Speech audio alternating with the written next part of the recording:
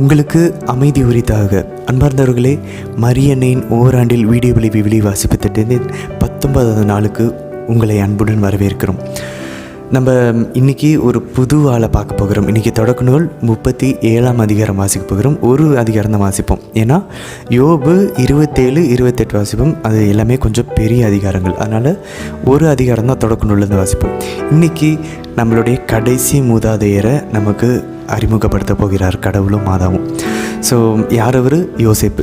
ஏற்கனவே நம்ம பார்த்துட்டோம், ஆதாமை பார்த்துட்டோம், அடுத்தது நோவா பார்த்துட்டோம், 2வது 3வது ஆபிரகாம் பார்த்தோம், 4வது ஈசாக்கு பார்த்தோம், 5வது யாக்கோபை பார்த்து நம்ம முடிச்சிட்டோம். யாக்கோபு தொடர்வார், ஆனாலும் நம்மளுடைய ஃபோக்கஸை ஆவியானவர் எங்கே திருப்புறாருன்னா யோசேப்பின் பக்கமாக திருப்ப போகிறார். நம்ம நேற்று ராகேல் யோசேப்புடைய அம்மா ராகேலை வியாகுல மாதாவுக்கு ஒரு முன்னடையாளமாக முன்குறிப்பாக நம்ம பார்த்தோம். இன்றைக்கி அந்த ராகேலினுடைய தலைமகன் யார்? யோசேப்பு. அப்போ இந்த யோசேப்பு யாருக்கு முன்னடையாளமாக இருக்கணும்? ஆண்டவர் இயேசுவுக்கு. ஸோ ஆண்டவர் இயேசுவனுடைய பாடுகள், மரணம், இறப்பு, உயிர்ப்பு, விண்ணேற்பம், இது எல்லாத்தினுடைய ஒரு முன்னடையாளமாக யோசேப்பினுடைய வாழ்வை நம்ம பார்க்க போகிறோம். அவருடைய பாடுகள், அவருடைய உயிர்ப்பு. ஆண்டவர் இயேசுடைய பாடுகளுக்கும் உயர்வுக்கும் உயிர்ப்புக்கும் யோசேப்புடைய வாழ்வுக்கும் இவ்வளோ ஒத்துமை இருக்கிறத நம்ம பார்க்கும்போது உண்மையாலுமே நமக்கு பிரமிப்பாக இருக்கும். ஏன்னா ஆண்டவர் இதெல்லாம் வரலாற்றில் நடந்த இந்த நிகழ்வை ஆண்டவர் இயேசுவினுடைய ஒரு முன்னடையாளமாக ஆவியானவர் இதை வடிவமைத்திருக்கிறார் அப்படின்றத நம்ம அழகாக புரிந்து கொள்ள முடியும். இது ஒரு பக்கம் இருக்க, யோபுவினுடைய 27வது அதிகாரத்தில் இன்னிலிருந்து நம்ம என்ன பண்ண போகிறோம் அப்படின்னாக்கா, கிட்டத்தட்ட நம்ம கடைசி பகுதிக்கு முன்பகுதிக்கு நம்ம யோபுனுடைய வாழ்வில் நம்ம நேர்கிறோம். 27லேருந்து 31வது அதிகாரம் வரைக்கும் யோபு முதல்ல அவருடைய நண்பர்களை பற்றி பேசுவார் 27வது அதிகாரத்தில். அதுக்கப்புறம் ஞானத்தை பற்றி 28வது அதிகாரத்தில் இன்றைக்கி நம்ம வாசிப்போம். அதுக்கப்புறம் 29, 30 அவருடைய புலம்பல் இருக்கும். 31வது அதிகாரத்தில் ரொம்ப அழகாக அவருடைய பரிசுத்தத்தை பற்றி அவர் பேசுவார். நம்ம 31வது அதிகாரம் வாசிக்கும் போது மேபி நாளான்னைக்கு ஏதோ புதிய ஏற்பாடை வாசிக்கிற மாதிரி ஒரு உணர்வு வரும்.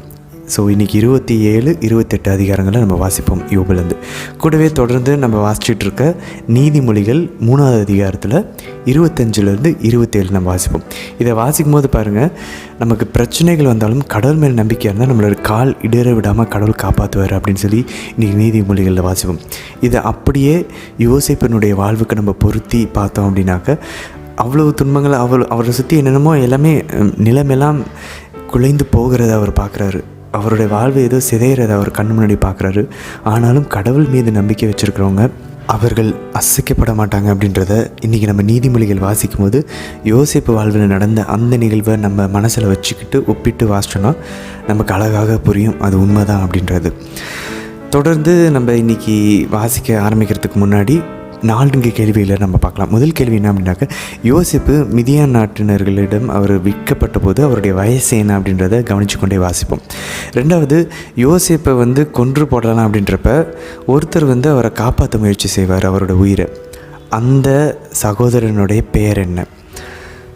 3வது, யோசேப்பை நம்ம கொல்ல வேணாம், அவரை நம்ம வித்தரலாம் அப்படின்ற ஐடியாவை கொடுக்குறவர் யார்? அவருடைய பேர் என்ன?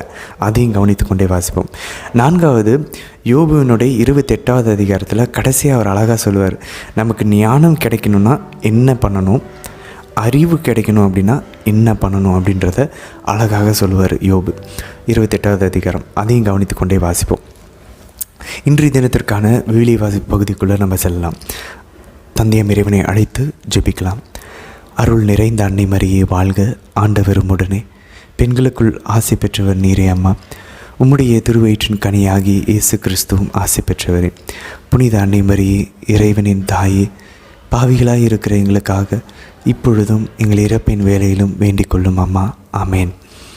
ஆண்டவர் இயேசுவை அழைத்து ஜெபிப்போம். அருள் நிறைந்த அன்னை மரியே வாழ்க, ஆண்டவர் உம்முடனே, பெண்களுக்குள் ஆசி பெற்றவர் நீரே அம்மா. உம்முடைய திருவயிற்றின் கனியாகிய இயேசு கிறிஸ்துவும் ஆசி பெற்றவரே. புனித அன்னை மரியே, இறைவனின் தாயே, பாவிகளாய் இருக்கிற எங்களுக்காக இப்பொழுதும் எங்கள் இறப்பின் வேலையிலும் வேண்டிக் கொள்ளும் அம்மா. ஆமேன். பரிசுத்த ஆவியானவரை அழைத்து ஜெபிப்போம். அருள் நிறைந்த அன்னை மரியே வாழ்க, ஆண்டவர் உம்முடனே, பெண்களுக்குள் ஆசி பெற்றவர் நீரே. உம்முடைய திருவயிற்றின் கனியாகிய இயேசு கிறிஸ்துவும் ஆசி பெற்றவரே. புனித அன்னை மரியே, இறைவனின் தாயே, பாவிகளாய் இருக்கிற எங்களுக்காக இப்பொழுதும் எங்கள் இறப்பின் வேலையிலும் வேண்டிக் கொள்ளும் அம்மா. ஆமேன். தொடக்க நூல் அதிகாரம் 37. கானான் நாட்டில் தம் தந்தை தங்கியிருந்த நிலப்பகுதிகளில் யாக்கோபும் வாழ்ந்து வந்தார். யாக்கோபின் குடும்ப வரலாறு இதுவே. யோசேப்பு 17 வயது இளைஞனாயிருந்தபோது தம் தந்தையின் மறுமனைவியரான பிலகா, சில்பா என்பவர்களுடைய புதல்வர்களான தம் சகோதரரோடு மந்தை மேய்த்துக் கொண்டிருந்தார். அவர் தம் சகோதரர் செய்து வந்த தீச்செயலை பற்றி தம் தந்தைக்கு தகவல் கொடுத்தார்.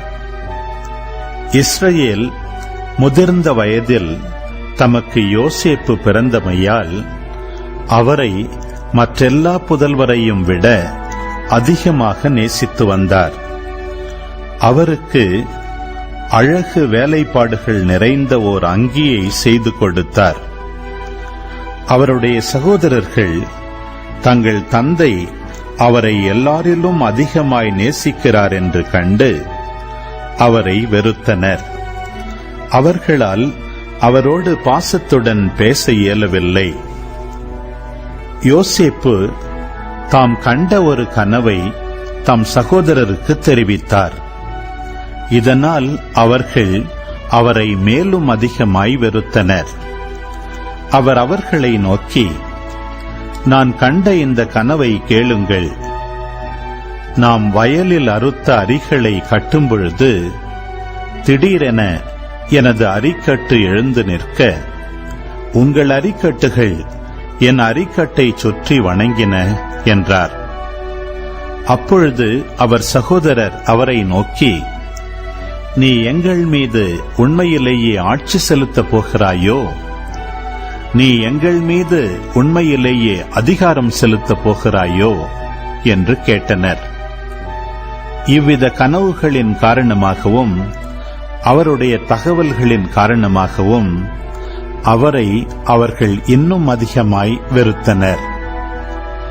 மேலும் அவர் தாம் கண்ட வேறொரு கனவையும் தம் சகோதரர்களுக்கு விவரித்தார். நான் மீண்டும் ஒரு கனவு கண்டேன். அதில் கதிரவனும் நிலவும் 11 விண்மீன்களும் என்னை வணங்க கண்டேன் என்றார்.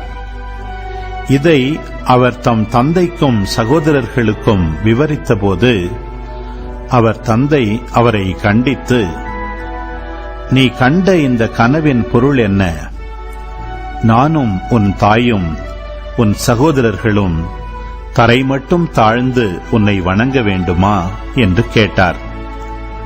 அதன் பொருட்டும் அவர் சகோதரர் அவர் மீது பொறாமை கொண்டனர். அவர் தந்தையோ இக்காரியத்தை தம் மனத்தில் கொண்டார். அப்படி இருக்கையில் அவர் சகோதரர் செக்கேமில் தம் தந்தையின் மந்தைகளை மேய்க்கச் சென்றனர். இஸ்ரவேல் யோசேப்பை நோக்கி, உன் சகோதரர்கள் செக்கேமில் ஆடு மேய்க்கிறார்கள் அல்லவா? அவர்களிடம் உன்னை அனுப்பப் போகிறேன் என்று கூற, அவர், இதோ நான் தயார் என்றார். அவர் அவரிடம், நீ போய் உன் சகோதரர் மந்தைகள் நலமா என்று விசாரித்து வந்து எனக்கு தெரிவி என்று சொல்லி எபிரோன் பள்ளத்தாக்கிலிருந்து அவரை அனுப்பினார். அவரும் செக்கேமிற்கு வந்தார். அவர் புல்வெளியில் வழி தவறி அலைவதை ஒரு மனிதன் கண்டு, என்ன தேடுகிறாய் என்று அவரை கேட்டான். யோசேப்பு, என் சகோதரர்களை தேடுகிறேன். அவர்கள் எங்கே ஆடு மேய்க்கிறார்கள் என்று தெரியுமா? சொல்லும் என்றார். அதற்கு அம்மனிதன், அவர்கள் இவ்விடத்தை விட்டு கிளம்பிவிட்டார்கள். தோத்தானுக்கு போவோம் என்று அவர்கள் சொல்லிக் கொண்டதை நான் கேட்டேன் என்று பதிலளித்தான். யோசேப்பு தம் சகோதரரை தேடிச் சென்று தோத்தானில் அவர்களை கண்டுபிடித்தார். தொலையில் அவர் வருவதை கண்ட அவர்கள் தங்களுக்கு அருகில் அவர் வருமுன் அவரை கொல்ல திட்டமிட்டனர். அவர் சகோதரர்கள் ஒருவரை நோக்கி, இதோ வருகிறான் கனவின் மன்னன், நாம் அவனை கொன்று இந்த ஆழ்குழிகளுள் ஒன்றில் தள்ளிவிட்டு ஒரு கொடிய விலங்கு அவனை தின்றுவிட்டதென்று சொல்வோம். அப்பொழுது அவனுடைய கனவுகள் என்ன ஆகும் என்று பார்ப்போம் என்றனர். ரூபன் இவற்றை கேட்டு அவரை அவர்கள் கையிலிருந்து தப்புவிக்கும் எண்ணத்தில் அவர்களை நோக்கி, நாம் அவனை சாகடிக்க வேண்டாம் என்றார். ரூபன் அவர்களை நோக்கி, அவன் இரத்தத்தை சிந்தாதீர்கள், அவனை பாலை நிலத்தில் உள்ள இந்த ஆழ்குழிக்குள் தள்ளிவிடுங்கள், அவன் மீது கை வைக்காதீர்கள் என்று சொன்னார். ஏனெனில் அவர் அவர்கள் கையிலிருந்து அவரை தப்புவித்து தம் தந்தையிடம் சேர்ப்பிக்கும் நோக்கம் கொண்டிருந்தார். யோசேப்பு தம் சகோதரரிடம் வந்து சேர்ந்தவுடன் அவர் அணிந்திருந்த அழகு வேலைப்பாடுகள் நிறைந்த அங்கியை உரிந்துவிட்டு அவரை ஆழ்குழியில் தூக்கி போட்டனர். அது தண்ணீர் இல்லாத வெறும் குழி. பின்பு அவர்கள் உணவு அருந்தும்படி அமர்ந்தனர். அப்பொழுது அவர்கள் கண்களை உயர்த்தி கிளையாதிலிருந்து வந்து கொண்டிருந்த இஸ்மயேலரின் வணிக குழுவை பார்த்தனர். நறுமண பொருள்களையும் தைல வகைகளையும் வெள்ளைப்போளத்தையும் அவர்கள் ஒட்டகங்களின் மேல் ஏற்றி எகிப்திற்கு சென்று கொண்டிருந்தனர். அப்பொழுது யூதா தம் சகோதரர்களை நோக்கி, நாம் நம் சகோதரனை கொன்று அவன் இரத்தத்தை மறைப்பதனால் நமக்கு என்ன பயன்? வாருங்கள், இஸ்மயேலருக்கு அவனை விற்றுவிடுவோம், அவன் மேல் நாம் கை வைக்க வேண்டாம், ஏனெனில் அவன் நம் சகோதரனும் நம் சொந்த சதையுமாயிருக்கிறான் என்று சொல்ல அவர்கள் சம்மதித்தனர். ஆகையால் மிதியான் நாட்டு வணிகர் அவர்களை கடந்து செல்கையில் குழியிலிருந்து யோசேப்பை வெளியே தூக்கி அந்த இஸ்மயேலரிடம் 20 வெள்ளிக்காசுக்கு விற்றனர். அவர்களும் யோசேப்பை எகிப்திற்கு கொண்டு சென்றனர். பின்னர் ரூபன் ஆழ்குழி அருகில் திரும்ப வந்தார். இதோ, யோசேப்பு அங்கே இல்லை. உடனே அவர் தம் ஆடைகளை கிழித்துக் கொண்டு தம் சகோதரரிடம் திரும்பி வந்து, பையனை காணோமே, நான் எங்கு சென்று தேடுவேன் என்றார். அவர்கள் யோசேப்பின் அங்கியை எடுத்துக் கொண்டனர். ஒரு வெள்ளாட்டு கிடாயை அடித்து அதன் இரத்தத்தில் அந்த அங்கியை தோய்த்தனர். அழகு வேலைப்பாடு நிறைந்த அந்த அங்கியை தம் தந்தையிடம் எடுத்துச் சென்று, இதை வழியில் கண்டோம், இது உங்கள் மகனது அங்கியா என்று பாருங்கள் என்றனர். தந்தை அதை அடையாளம் கண்டு, இது என் மகனது அங்கியே, ஏதோ ஒரு கொடிய விலங்கு அவனை தின்றுவிட்டது. ஐயோ, யோசேப்பு ஒரு கொடிய விலங்கால் பீறி கிழிக்கப்பட்டு போனானே என்று நினைத்து தம் ஆடைகளை கிழித்துக் கொண்டு இடுப்பில் சாக்கு உடையை கட்டிக்கொண்டு பல நாள்களாய் தம் மகனுக்காக துக்கம் கொண்டாடினார். அவர் புதல்வர் புதல்வியர் அனைவரும் அவருக்கு ஆறுதல் சொல்ல வந்தனர். அவரோ எந்த ஆறுதலான வார்த்தைக்கும் செவிகொடாமல், நான் துயருற்று பாதாளத்தில் இறங்கி என் மகனிடம் செல்வேன் என்று அவருக்காக அழுது புலம்பினார். இதற்கிடையில் மிதியானியர் எகிப்தை அடைந்து பார்வோனின் அதிகாரிகளுள் ஒருவனும் மெய்காப்பாளர் தலைவனுமான போத்திபாரிடம் யோசேப்பை விற்றனர். யோபு ஆகமம் அதிகாரம் 27. யோபு தமது உரையை தொடர்ந்து கூறியது. என்றுமுள்ள இறைவன் மேல் ஆணை, அவர் எனக்கு உரிமை வழங்க மறுத்தார். எல்லாம் வல்லவர் எனக்கு வாழ்வை கசப்பாக்கினார். என் உடலில் உயிர் இருக்கும் வரை, என் மூக்கில் கடவுளின் மூச்சு இருக்கும் வரை, என் உதடுகள் வஞ்சகம் உரையா, என் நாவும் பொய்யை புகழாது. நீங்கள் சொல்வது சரியென ஒரு காலம் ஒப்புக்கொள்ள மாட்டேன். சாகும் வரையில் என் வாய்மையை கைவிடவும் மாட்டேன். என் நேர்மையை நான் பற்றிக் கொண்டேன், விடவே மாட்டேன். என் வாழ்நாளில் எதை குறித்தும் என் உள்ளம் உறுத்தவில்லை. என் பகைவர் தீயோராக எண்ணப்படட்டும், என் எதிரிகள் நேர்மையற்றோராக கருதப்படட்டும். கடவுள் இறை பற்றில்லாதோரை அழித்து அவர்களின் உயிரை பறிக்கும் போது அவர்களுக்கு என்ன நம்பிக்கை? அவர்கள் மேல் கேடு விழும்போது இறைவன் அவர்களின் கூக்குரலை கேட்பாரா? எல்லாம் வல்லவர் தரும் மகிழ்ச்சியை அவர்கள் நாடுவார்களா? கடவுளை காலமெல்லாம் அழைப்பார்களா? இறைவனின் கைத்திறனை நான் உங்களுக்கு கற்பிப்பேன். எல்லாம் வல்லவரின் திட்டங்களை மறைக்க மாட்டேன். இதோ நீங்கள் யாவருமே இதை கண்டிருக்கின்றீர்கள். பின் ஏன் வரட்டுவாதம் பேசுகின்றீர்கள்? இதுவே கொடிய மனிதர் இறைவனிடமிருந்து பெறும் பங்கு, பொல்லாதவர் எல்லாம் வல்லவரிடம் பெறும் சொத்து. அவர்களின் பிள்ளைகள் பெருகினும் வாளால் மடிவர், அவர்களின் வழிமரபினர் உண்டு நிறைவடையார். அவர்களில் எஞ்சியோர் நோயால் மடிவர், அவர்களின் கைம்பெண்கள் புலம்ப மாட்டார். மணல் போல் அவர்கள் வெள்ளியை குவிப்பர், அடுக்கடுக்காய் ஆடைகளை சேர்ப்பர். ஆனால் நேர்மையாளர் ஆடைகளை அணிவர், மாசற்றவர் வெள்ளியை பங்கிடுவர். சிலந்தி கூடு கட்டுவது போலும் காவற்காரன் குடில் போடுவது போலும் அவர்கள் வீடு கட்டுகின்றனர். படுக்கைக்கு போகின்றனர் பணக்காரராய், ஆனால் இனி அவ்வாறு இராது. கண் திறந்து பார்க்கின்றனர், செல்வம் காணாமற் போயிற்று. திகில் வெள்ளம் போல் அவர்களை அமிழ்த்தும், சுழற்காற்று இரவில் அவர்களை தூக்கிச் செல்லும்.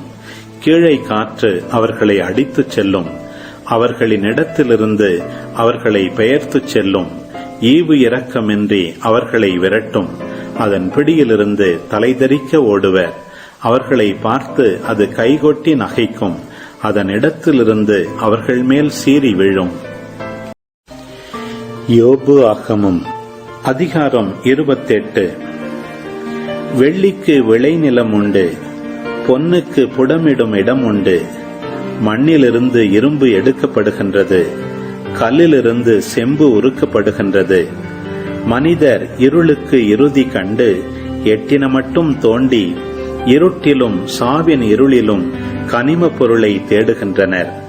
மக்கள் குடியிருப்புக்கு தொலையில் சுரங்கத்தை தோண்டுவர், வழிநடப்போரால் அவர்கள் மறக்கப்படுவர். மனிதரிடமிருந்து கீழே இறங்கி ஊசலாடி வேலை செய்வர். மேலே நிலத்தில் உணவு விளைகின்றது, கீழே அது நெருப்பு குழம்பாய் மாறுகின்றது. நீல மணிகள் அதன் கற்களில் கிட்டும், பொன் துகளும் அதில் கிடைக்கும்.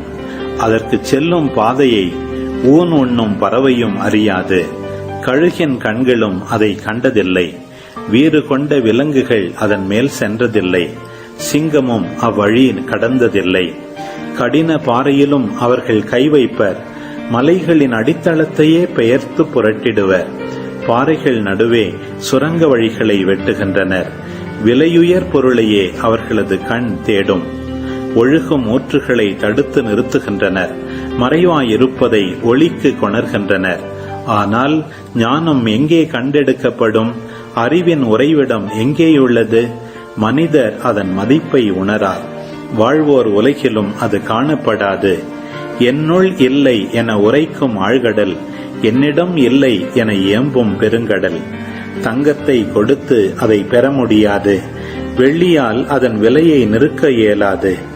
ஓபியர் தங்கமும் கோமேதகமும் அரிய நீலமணியும் அதற்கு மதிப்பாகா, பொன்னும் பளிங்கும் அதற்கு நிகராகா, பசும்பொன் கலன்களும் பண்டமாற்றாகா, மணியும் பவளமும் அதற்கு இணையில்லை. மதிப்பினில் முத்தினை ஞானம் வெஞ்சும், எத்தியோப்பிய புட்பராகம் அதற்கு இணையல்ல, பத்தரை மாற்று தங்கமும் அதற்கு நிகரல்ல. அவ்வாறாயின் எங்கிருந்து வருகிறது ஞானம்? எங்குள்ளது அறிவின் உறைவிடம்? வாழ்வோர் அனைவர்தம் கண்களுக்கும் ஒளிந்துள்ளது, வானத்து பறவைகளுக்கும் மறைவாயுள்ளது. படுகுழியும் சாவும் பகர்கின்றன, அதை பற்றிய பேச்சு காதில் விழுந்தது. அதன் வழியை தெரிந்தவர் கடவுள், அதன் இடத்தை அறிந்தவரும் அவரே. ஏனெனில் வையகத்தின் எல்லை வரை அவர் காண்கின்றார், வானத்தின் கீழ் உள்ளவற்றை பார்க்கின்றார். காற்றுக்கு எடையை கடவுள் கணித்தபோது, நீரினை அளவையால் அளந்தபோது, மழைக்கு அவர் கட்டளையிட்ட பொழுது, இடி மின்னலுக்கு வழியை வகுத்த பொழுது அவர் ஞானத்தை கண்டார். அதை பற்றி அறிவித்தார், அதை நிலைநாட்டினார், இன்னும் அதை ஆய்ந்தறிந்தார். அவர் மானிடர்க்கு கூறினார், ஆண்டவர்க்கு அஞ்சுங்கள், அதுவே ஞானம். தீமையை விட்டு விலகுங்கள், அதுவே அறிவு. பொல்லார் திகிலடைவதையும் அவர்களுக்கு அழிவு வருவதையும் காணும்போது நீ அஞ்சாதே. ஆண்டவர் உனக்கு பக்கத்துணையாயிருப்பார். உன் கால் கண்ணியில் சிக்காதபடி உன்னை காப்பார். உன்னால் நன்மை செய்யக்கூடுமாயின் தேவைப்படுபவர்க்கு அந்த நன்மையை செய்ய மறுக்காதே. ஆமேன். ஆண்டவரே, இந்த நாளுக்கான இந்த விவிலிய பகுதிக்காக உம்முடைய வார்த்தைக்காக நன்றி செலுத்துகிறோம். ஆண்டவரே, யோசேப்பை போல வாழ்வில் நடக்கக்கூடிய பிரச்சனைகள், யோபுவை போல வாழ்வில் நடக்கக்கூடிய வரக்கூடிய துன்பங்கள், தடைகள், தோல்விகள் எல்லாத்தையும் ஆவிக்குரிய கண்களினால் பார்க்க இதையே எங்களுடைய வாழ்வில் அனுமதிச்சிருக்கீங்க அப்படின்றத புரிந்து கொள்ளக்கூடிய ஞானத்தையும் அறிவையும் தந்துள்ளோம். ஆண்டவரே, அம்மா, உம்முடைய இதயம் எப்படி வாழ்க்கையில் நடக்கக்கூடிய எல்லா நிகழ்வுக்கு மத்தியிலையும் ஆண்டவரை மட்டுமே யோசித்து கொண்டு, ஆண்டவரை மட்டுமே சிந்தித்து கொண்டு, ஆண்டவரை மட்டுமே அன்பு செஞ்சு கொண்டிருந்ததோ, அப்படிப்பட்ட உங்களுடைய இதயத்தை போல உங்களுடைய பரிசுத்த வியாகுல இதயத்தை எங்களுக்கும் தந்துள்ள வேண்டி இந்த நாள் முழுதும் எங்களுடைய வாழ்வின் பயணத்தில் எங்களோட கூட இருக்க வேண்டி உங்களை கெஞ்சி மன்றாடுகிறோம் அம்மா. ஆமேன். அன்பார்ந்தவர்களே, நிறைய விஷயங்கள் நடந்திருக்கு. இன்றைக்கி நம்ம யோசேப்புன்ற ஒரு புதிய ஒரு மூதாதையரை நமக்கு மாதாவும் கடவுளும் அறிமுகப்படுத்தியிருக்கிறாங்க. விளக்கங்களை பார்க்குறதுக்கு முன்னாடி இன்றைக்கான 4 கேள்விகளுக்கான பதிலை பார்ப்போம். முதல்ல, யோசேப்பு எந்த வருஷத்தில், எந்த வயசில் அவர் அந்த மிதியான் நாட்டினவர்கள்கிட்ட அவர் விற்கப்பட்டார் அப்படின்னு சொல்லி பார்த்தோன்னாக்க, 2வது வசனத்தில் நம்ம வாசனம் தெரியும். 37வது அதிகாரத்தில் அவருடைய வயது 17. சும்மா 17 வயது சிறுவன் அப்படின்னா 12th ஸ்டாண்டர்ட் படிக்கிற பையன் நம்ம வச்சுக்கலாம். 12ஆம் வயது படிக்கக்கூடிய வயது தான் யோசேப்புக்கு. அவர் இந்த துன்பங்களை அவர் சந்திக்க ஆரம்பித்த போது. 2வது கேள்வி, யோசேப்பு அவரை கொன்று போடலாம் அப்படி சொல்லி முடிவு பண்ணும்போது அவரை தப்பு வைக்க முயற்சி செஞ்சது யார் அப்படின்னா 21வது வசனத்தில் வாசனம் தெரியும்.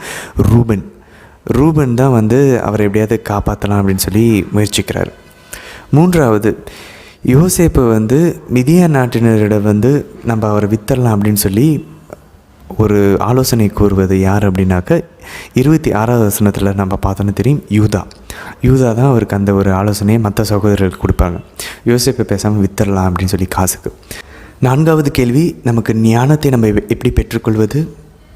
அழகாக நீதிமொழிகள் 1:7வது வசனத்துலேயும் அதான் வாசித்தோம். 9வது அதிகாரம் நீதிமொழிகள் 10வது வசனத்துலேயும் அதான் வாசித்தோம். இன்றைக்கி வாசித்த யோபுவின் 28வது அதிகாரம் 28வது வசனத்திலும் யோபு அழகாக நமக்கு கற்றுத்தருகிறார். ஆண்டவருக்கு அஞ்சுங்கள், அதுவே ஞானம். தீமையை விட்டு விலகுங்கள், அதுவே அறிவு. ஸோ நமக்கு அண்டர்ஸ்டாண்டிங் வேணும் அப்படின்னா ஈவிலிருந்து டிபார்ட் ஃப்ரம் ஈவில், தீமை செய்வதிலிருந்து விலகுங்கள். நம்ம விலகணுன்னா, மனசுக்கு ஏதாவது தப்புன்னு படுதா, கடவுளுக்கு அஞ்சு அதுலேருந்து விலகணும்னா நமக்கு ஞானம் மிகுந்தவர்களாக நம்ம செயல்படுகிறோன்னு அர்த்தம், நமக்கு அறிவு இருக்கணும்னு அர்த்தம். ஸோ ஏதாச்சும் ஒன்று லைட்டாக கூட தப்பாக இருக்குது, ஆனால் அது நன்மையை கொண்டு போய் விளைவிக்கும் அப்படின்னாலும் நோ. இப்படி லோயலா என்னாசியார் கூறுகிறார், the means will not justify the end. ஒரு நல்ல விஷயத்தை அடைவதற்கு தப்பான வழியில் போவது சரியாகாது. ஸோ மீன்ஸும் கரெக்டாக இருக்கணும், வழியும் கரெக்டாக இருக்கணும், நம்மளுடைய இலக்கும் கரெக்டாக இருக்கணும். எப்பயுமே means will not justify end. நான் சரியான ஒரு விஷயத்தை அடையிறதுக்காக தப்பான வழியில் போகிறேன், நோ. வழியும் கரெக்டாக இருக்கணும், நம்மளுடைய இலக்கும் கரெக்டாக இருக்கணும், நன்மையாக இருக்கணும். ஸோ தீமையை விட்டு எப்பயுமே விலகி ஆண்டவருக்கு அஞ்சு விலகணும் அப்படின்னா நமக்கு அறிவும் ஞானமும் கிடைக்கும்ன்றதை இன்றைக்கி நம்ம வாசித்த யோபுவின் 28வது அதிகாரம் 28வது வசனத்திலேருந்து நம்ம கற்றுக்கொள்கிறோம். திருப்பாடல் 111 10வது வசனமும் இதே தான் நமக்கு கூறுகிறது. சரி, இன்றைய தினத்திற்கான விளக்கங்களுக்குள்ளே போகலாம். ஸோ இன்றைக்கி நம்ம 2 பகுதிகளாக விளக்கம் பார்ப்போம். முதல்ல என்ன அப்படின்னாக்கா நேரடி விளக்கம், லிட்ரல் சென்ஸ் பார்ப்போம். அதோடு சேர்த்து மாரல் சென்ஸும் பார்ப்போம். ஆவிக்குரிய வகையில் கடவுள் நமக்கு என்ன அதுலேருந்து கற்றுத்தரா அப்படின்றத இந்த 37வது அதிகாரத்தோடு அப்படியே லைனாக படிப்படியாக ஒரு பயணம் செய்வோம். அது முடித்ததுக்கப்புறம் திரும்பவும் அந்த பயணத்தை 2வது பகுதியில் இதில் ஆண்டவர் இயேசுவின் பாடுகள் எப்படி முன்குறிக்கப்பட்டிருக்கு, யோசேப்பு எப்படி ஆண்டவர் இயேசுனுடைய முன்னடையாளமாக இருக்கிறார் அப்படின்றதையும் நம்ம பார்ப்போம். ஸோ 2 பகுதிகளாக பார்ப்போம். இப்போது முதல் பகுதிக்குள்ளே போகலாம். நேரடி விளக்கங்கள் இதிலேருந்து என்ன, நமக்கு இதிலேருந்து ஆண்டவர் என்ன சொல்கிறார் அப்படின்றத நம்ம பார்க்கலாம்.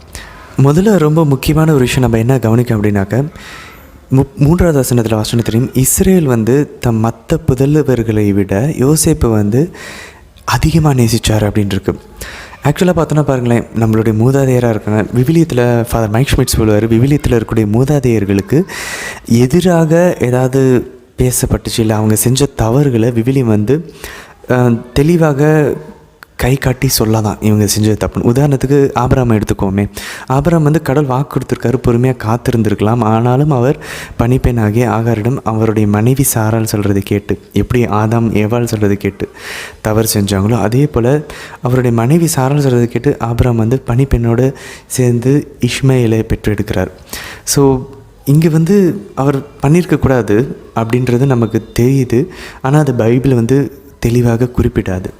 அதே போல் தான் இங்கே நம்ம பார்க்குறோம், மூதாதையராகிய யாக்கோபு ஏற்கனவே ராகேலினுடைய குழந்தை பேரை ஏன் ஆண்டவர் அடைச்சார்? ஏன்னா அவர் ராகேலை லேயாவை விட அதிகமாக அன்பு செஞ்சார். அதிகமாக அப்படி தான் அன்பு செஞ்சார். பட் லேயா வேறு வழியில் அவங்களோட மனைவியாகவும் ஆயிட்டாங்க. பட் அப்போ லேயாவையும் யாக்கோபு அன்பு செஞ்சுருக்கணும் இல்லையா? அஃப்கோர்ஸ் நம்ம எல்லாருக்குமே வந்து பிடித்தவர்கள் இருப்பாங்க, ரொம்ப பிடிச்சவங்க இருப்பாங்க. உதாரணத்துக்கு நம்ம வேலை செய்கிற இடத்துல யாராவது ஒருத்தர் நமக்கு நெருக்கமாக இருப்பாங்க. அதற்காக மற்றவர்களை அன்பு செய்வதை நம்ம தடுக்கக்கூடாது, தவிர்க்கக்கூடாது. மற்றவங்களுக்கு உரியதை கொடுக்கக்கூடிய அந்த நீதியை காட்ட தவிர்க்கக்கூடாது. அதை தான் ஜஸ்டிஸ்ன்னுவோம். ஜஸ்டிஸ் அப்படின்றது, நீதி அப்படின்றது மற்றவர்களுக்கு உரியதை மற்றவர்களுக்கு கொடுக்க வேண்டும். இங்கே யோசேப்பு யாக்கோபுக்கு பிடிச்சிருந்துச்சி, இஸ்ரேலுக்கு பிடிச்ச ஒரு பையன்தான், ஓகே, ஏன்னா அவர் நல்லவராக நடந்திருப்பார் யோசேப்பு, அதனால் பிடிச்சிருக்கு. பட் மற்ற பசங்களுக்கும் அன்பை காட்டுவதில் குறைவுபட்டுருக்கூடாது. அங்கே ராகேலுக்கு அதிகமாக அன்பு செஞ்சாங்க. ஆண்டவர் குழந்தை பேரை தடுத்தார், அந்த அவருடைய கர்ப்பப்பையை அடைச்சார். லேயாவுக்கு குழந்தை பேரை கடவுள் கொடுத்தாரு. ஏன்னா இங்கே யாக்கோபு செஞ்ச அந்த ஒரு அநீதி இருக்கிறது லேயாவுக்கு, அதனால் லேயாவை கடவுள் ஆசீர்வதிச்சார். இங்கே பாருங்கள், யோசேப்புக்கு காட்டக்கூடிய அந்த ஒரு அன்பு யோசேப்புக்கே பிரச்சனையாக மாறுது. அங்கே ராகேலுக்கு காட்டினார் அதிகமான அன்பு, ராகேலுக்கு பிரச்சனையாக மாறிஞ்சிச்சு. இது நமக்கு ஆக்சுவலாக மிகப்பெரிய ஒரு பாடத்தை கற்றுத்தருக்கு. நம்ம வேலை செய்கிற இடம், நம்மளுடைய பக்கத்து வீட்டில், நம்மளுடைய குடும்பத்தில் நமக்கு பிடிச்ச நபர்கள் இருப்பாங்க, ஓகே ஃபைன். ஆனால் அதற்காக மற்ற நபர்களுக்கு கண்ணு முன்னாடி அவர்களை வந்து அவங்களுக்குரிய அன்பை நம்ம கொடுக்காம தடுத்தோம் அப்படின்னா அது மிகப்பெரிய பிரச்சனையை, குடும்பத்தில் பிரச்சனையை கொண்டு வரும். இது நம்ம எத்தனை பேர் நம்மளோட குடும்பத்தில் சந்திச்சிட்ருக்கோம். நம்ம வேலை செய்கிற இடத்துல நம்ம பிடிச்சவங்களுக்கு ஹெல்ப் பண்ணுவோம், மற்றவங்க ஹெல்ப் கேட்டால் செய்ய மாட்டோம், தவறு. அப்போ யாக்கோபு பாருங்கள், ராகேல் கிட்ட இன்னும் பாடத்தை கற்றுக்கல ராகேலோட வாழ்வில். அதை யோசேப்புக்கும் பண்ணுறாரு பாருங்கள். மற்ற பசங்களுக்கு தெரிகிற மாதிரி ஒரு அழகான வண்ண நிறை ஆடையை வந்து அவருக்கு கொடுக்குறாரு. அது எங்கே பிரச்சனையாகுது? திரும்ப யோசேப்புக்கே தான் பிரச்சனையாகுது. அப்போது நம்மளும் பாருங்களேன், நமக்கு அம்மாவை பிடிக்கிறவங்களா இருக்கலாம், அப்பாவுக்கும் நம்ம அப்பாவை வந்து பேசாமலே போகிறது, அப்பாவை கண்டுக்கலாமே இருக்குது, அது தவறு. ஆக்சுவலாக அப்பா கிட்டே பேசணும், அப்பாவை நல்லா இருக்கீங்களா, அப்பாவுக்கு எதாவது செய்யணும், செய்கிறது, அப்பாவுக்கிட்ட அன்பு காட்டுறது எல்லாமே ஈக்குவலாக தான் இருக்கும். ஏன்னா அவர் நல்லவரோ கெட்டவரோ, அடிக்கிறாரோ உதைக்கிறாரோ, நமக்கு நன்மை செய்யலையோ அவர் என் அப்பாவை என் அன்புனால, நான் அவர்கிட்ட அன்பு காட்டுறதுனால என் அப்பாவை நான் எனக்கு பிடிச்சவராக மாற்றுவேன். நமக்கு அப்பா பிடிச்சவங்களாக இருக்கலாம், அம்மாவை நமக்கு பிடிக்காமல் இருக்கலாம். என்னுடைய அன்புனால அம்மாவையும் எனக்கு பிடிச்சவங்கள நான் மாற்றுவேன். பாருங்கள், யோசேப்புடைய சகோதரர்கள் யோசேப்பை வெறுக்கிறதுக்கு காரணம் யாக்கோபாக இருக்கிறார்கள். அதுக்காக யோசேப்புடைய சகோதரர்கள் செஞ்சது வெறுத்தது சரின்னு சொல்ல வரல. இப்போ யோசேப்புடைய சகோதரர்களுடைய பார்வையிலிருந்து பார்ப்போமே. நீங்கள் வந்து அப்பா வந்து உங்களுக்கு கொடுக்கல, அப்பா வந்து உங்களுக்கு தேவையான அன்பு கொடுக்கல, இருந்தாலும் நான் என் அப்பாவை அன்பு செய்வேன். என்னுடைய சகோதரன் யோசேப்பை நான் அன்பு செய்வேன், ஏன்னா என் சகோதரன். யோசேப்புடைய சகோதரர்கள் அந்த முடிவு எடுத்திருந்தால் கூட இந்த குடும்பத்தில் இந்த பிரச்சனையோ இந்த பாவங்களோ வந்திருக்காது. அல்டிமேட்டாக பாருங்களேன், யாராவது ஒருத்தர் கடவுளுக்கு அஞ்சி தீமை விலக்கி நடந்தாங்க அப்படின்னாக்க, ஞானமும் அறிவும் உடையவர்களாக நடந்திருந்தாங்கன்னா இங்கே நம்ம இன்றைக்கி வாசித்த இந்த விபத்தை எல்லாமே தடுத்துட்டு இருந்திருக்கலாம். யாருமே அதை செய்யலை. யோசேப்புடைய சகோதரர்கள் இப்படி யோசிச்சிருக்கலாம், ஓகே அப்பா என்னை அன்பு செய்ய மாட்டேங்கிறாரு, நான் அப்பா அன்பு செய்கிற மாதிரி நான் பண்ணுவேன். யோசேப்பை ஏன் அன்பு செய்கிறாரு? ஓகே, அவர் முதிர்ந்த வயதில் பிறந்த ஒரு மகன், ஓகே. ஆனால் யோசேப்புடைய குணாதிசயங்கள் ஏதாவது இருக்கா? அதையும் நான் பின்பற்ற முடியுமா? யோசேப்பை போல் நான் மாற முயற்சிப்பேன், அதனால் அப்பா என்னையும் அன்பு செய்வார். ஒரு பக்கம் சரி, அப்பா எனக்கு எதுவும் செய்யலைனாலும் பரவாயில்ல, நான் அப்பாவுக்கு என்னுடைய அன்பை காட்டுவேன். இதுதான் ஆண்டவர் இயேசு சொல்லக்கூடிய உன் எதிரியும் அன்பு செய்கின்றார். எதிரியவே அன்பு செய்கிற சொல்கிறார் ஆண்டவர். என் அப்பாவை ஏன் அன்பு செய்யக்கூடாது? என் கூட வேலை செய்கிற என்னுடைய கொலிகை நான் ஏன் அன்பு செய்யக்கூடாது? அவர் கெட்டவராக இருந்தாலும், அவர் எனக்கு தீங்கே செய்தாலும் நான் ஏன் அவரை அன்பு செய்யக்கூடாது? அப்படி யோசேப்புடைய சகோதரர்கள் நினச்சிருந்தாங்கன்னா இன்றைக்கி நம்ம வாசித்த விபத்தை தவிர்த்திருந்திருக்கலாம். யோசேப்புக்கு நேரிட்ட தீங்கையை தவிர்த்திருந்திருக்கலாம். அப்போ யோசேப்பு என்ன பண்ணுறாரு? சகோதரர்கள் செஞ்ச தீ செயல்களை பற்றி யாக்கோபு கிட்ட சொல்கிறாரு. அதை பற்றின தகவல் சொல்கிறது தப்பில்லை. ஏன்னா அப்போ தான் நம்ம யாராச்சும் நம்ம கூட செய்கிறவங்க தவறு செஞ்சாங்கன்னா அதை கரெக்டாக போய் சொல்லலாம். ஆனால் சொல்லக்கூடிய இடம் எவ்வளோ பார்த்து சொல்ல வேண்டும். அதை யாக்கோபு எப்படி நடத்துவார்? யாக்கோபு அதை எப்படி ஹேண்டில் பண்ணார்? சரி, என் பசங்க இப்படி தப்பாக நடந்துக்கிறாங்களா, அவங்கள நான் என் அன்புனால ஜெயிப்பேன், அவங்கக்கிட்ட நான் என் ஜெபத்தினால அவங்கள நான் ஜெயிப்பேன், கடவுள்கிட்ட அவங்களுக்காக ஜெபிச்சு அவங்கள நான் மாற்றுவேன். அப்படிப்பட்ட பாதையை யாக்கோபு எடுத்திருந்துருக்கலாம். ஸோ நம்ம சில சமயம் ஒருத்தவங்களை பற்றி தப்பாக சொல்லும்போது சொல்லக்கூடிய நபர் யாருன்னு பார்த்து சொல்லணும். இல்லைனா அது பிரச்சனையில் போய் முடியும். சொல்லக்கூடிய நபர் அதை அவங்கக்கிட்ட சொல்லி மாற்றுவார், அவங்களுக்கு அது நன்மையை விளைவின்னா சொல்லலாம், இல்லைனா சொல்லாமல் இருப்பது நல்லது. யோசேப்பு 17 வயசு பையன், அவருக்கு அந்த மெச்சூரிட்டி இல்லை. ஸோ இந்த விஷயங்கள்லாம் நடக்கிறத நம்ம பார்த்துக்கிட்டு இருக்கோம். அப்போ பாருங்கள், யாக்கோபு எல்லாரு மேலேயும் அன்பு காட்டியிருந்தாருன்னா இதை தவிர்த்துருக்கலாம். யோசேப்பு கொஞ்சம் அவர் அவருடைய சகோதரர்கள்கிட்ட பாருங்கள், நம்ம வாசிக்கிறோம், அவங்களோட அமைதியில் சமாதானத்தில் இல்லை அப்படின்றத உணர்ந்து யோசேப்பு ஏதாவது ட்ரை பண்ணியிருந்திருக்கலாம். பட் அவருக்கு தெரியாது இதெல்லாம் நடக்குது. அவரோட வாழ்வில் இயல்பாக இதெல்லாம் நடந்துகிட்ருக்கு. யோசேப்புடைய சகோதரர்கள் ஆண்டவர் இயேசு கூறக்கூடிய அந்த விளிம்பியங்கள் படி நடந்துருந்தாங்க அப்படின்னாக்க, ஓகே, யாக்கோபு அப்பா என்னை அன்பு செய்யலைனாலும் நான் அவங்களை அன்பு செய்வேன்னு சொல்லி அவங்க அந்த விளிம்பியங்கள் படி எதிரியும் அன்பு செய்யுங்கள் அப்படின்ற அந்த ஒரு விளிம்பியத்தின் படி, இல்லை என் அப்பா என்னை அன்பு செய்கிற மாதிரி நான் ஜெபிப்பேன், என் அப்பா என்னை அன்பு செய்யணும்னு ஜெபிப்பேன், அப்படி அவங்க ஜெபிச்சிருந்தாங்கன்னா இன்றைக்கி இந்த குடும்பத்தில் நடக்கிற பிரச்சனை எல்லாத்தையுமே தவிர்த்துருக்கலாம். ஆனாலும் கடவுள் இதுக்கு மத்தியிலும் வேலை செஞ்சிட்ருக்காரு. இந்த உடஞ்சி போன ஆண்டவர் பாருங்கள், தேர்ந்தெடுத்து ஆசீர்வதித்த இஸ்ரவேல் குடும்பத்தில் இவ்வளவு உடைந்து போன பலவீனங்கள் இருக்குது. நம்மளுடைய குடும்பத்தில் இந்த மாதிரி உடைந்து போன பலவீனங்கள் இருக்குது. ஆனாலும் இந்த வித்தியாசம் என்ன அப்படின்னா, யோசேப்பும் யாக்கோபும் ஆண்டவரை நம்பினார்கள். அவங்க ஆண்டவரே கதி நடந்தாங்க, ஆண்டவரை ஜெபிச்சாங்க, ஆண்டவர் கிட்ட திரும்ப போனாங்க. அவங்களுடைய பலவீனத்தையும் தாண்டி, அவங்களுடைய பாவத்தையும் தாண்டி அவர்கள் ஆண்டவரிடம் திரும்பி போனாங்க. இந்த ஜென்ம சுபாவம் அவங்களுக்குள்ளே இருந்தாலும், எப்படி நடந்துருக்குன்னு தெரியலனாலும், இதுக்கு மத்தியிலும் அவங்க ஆண்டவரையே தேடிட்டு இருந்தாங்க.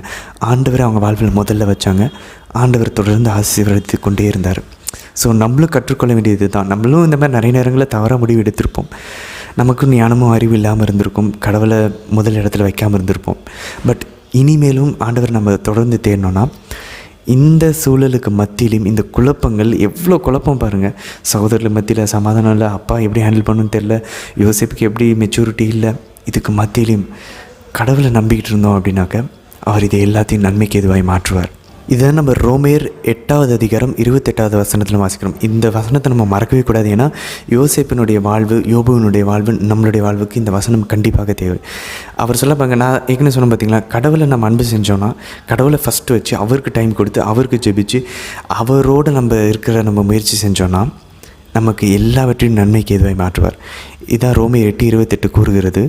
மேலும் கடவுளிடம் அன்பு கூறுபவர்களோடு, அதாவது அவரது திட்டத்திற்கேற்ப அழைக்கப்பட்டவர்களோடு அவர்கள் நன்மைக்காகவே ஆவியார் அனைத்திலும் ஒத்துழைக்கிறார் என்பதை நமக்கு தெரியும்.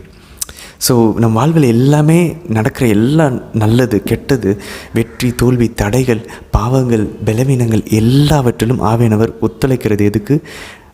நம்மளுடைய நன்மைக்காகவே ஒத்துழைக்கிறார். ஏன்? எப்போ நம்ம கடவுளிடம் அன்பு கொண்டோம் அப்படின்னா, அன்பு கொள்றதுனா என்ன? கடவுளை ஃபஸ்ட்டு வைக்கணும். கடவுளை ஃபஸ்ட்டு வைக்கிறது ப்ராக்டிக்கலாக எப்படி இருக்கும்? அவருக்காக நம்ம ஜெபிக்க டைம் கொடுக்குறோமா? அவர்கிட்ட நம்ம ஜெபிக்க டைம் கொடுக்குறோமா?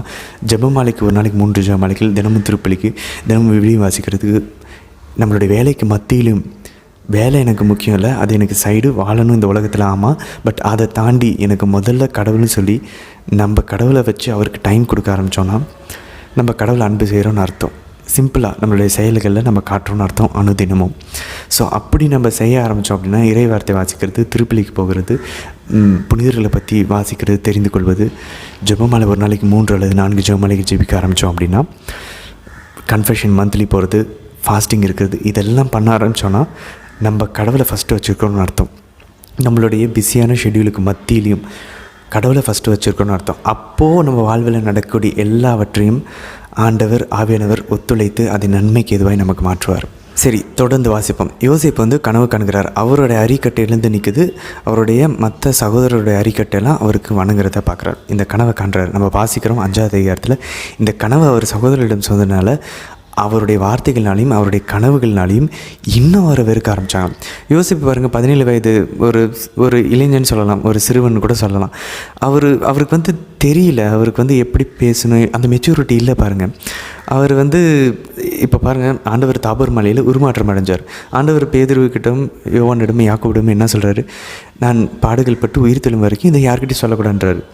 அப்போ ஆண்டவர் மறைக்கிறாருன்னு அர்த்தம் இல்லை, சொல்ல வேண்டிய நேரத்தில் சொல்ல வேணும் அப்படின்ற அந்த ஒரு விவேகம் நமக்கு இருக்க வேண்டும், முன்மதி நமக்கு இருக்க வேண்டும்.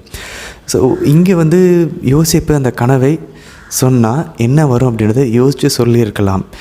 நம்மளோட வாழ்வுன்னு பாருங்கள், நம்ம உண்மையை எல்லாம் பேசணும்னு அவசியம் கிடையாது. பேசுவதெல்லாம் உண்மையாக இருக்க வேண்டும், அவ்வளவுதான். ஸோ இதை வந்து அவர் சொல்லாமல் தடுத்திருந்திருக்கலாம்.